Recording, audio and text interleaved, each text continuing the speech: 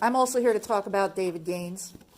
An interesting opinion and order recently came out of our county court in a case that I'm not involved in any way. It's not a right-to-know case, and it's from a judge that I've never been before. What's interesting about it is it perfectly describes the kind of behavior that I'm all too familiar with that David has engaged in on behalf of Grine Township.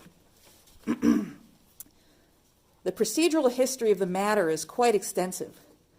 The first motion to compel was filed by plaintiff in 2017. Defendants neglected to comply. Following a motion to enforce, a file was then produced by defense counsel, who is David Gained, but was later confirmed to simply be an updated version of the previously produced records. It was at this time, attorney for the defense, who again is David Gained, argued the inappropriateness of production of the records, urging the court to rule them as being undiscoverable. This court again directed defendants to comply with its previous order and produce the files. Upon defendants' continued refusal, plaintiff filed a renewed motion for sanctions. Defendants appealed to our superior court. The appeal was quashed, with the superior court further noting the defendant's bad faith attempt to argue the irrelevancy of the accounting records. This court ordered defendants to produce the records for a fourth time, which was also ignored. Plaintiff made several further good faith attempts to obtain the information from defendants to no avail. Defendants still have not produced the accounting records on the idea that they are confusing.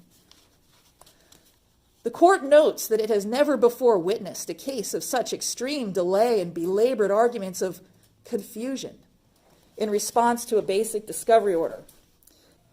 Our superior court weighed in on such relevancy, noting the disingenuousness of defendants' arguments otherwise. Defendants cannot claim repeated confusion by an unequivocal directive, which has been explained at length by both plaintiff and this court, in an attempt to mask what can only be ascertained to mean willful noncompliance. As previously stated, defendants, by and through their counsel of record, would like the court to accept their continued insistence of, quote, profound confusion, despite 4 court orders. I thought that was funny because I've had 4 court orders and I never got compliance with any of them.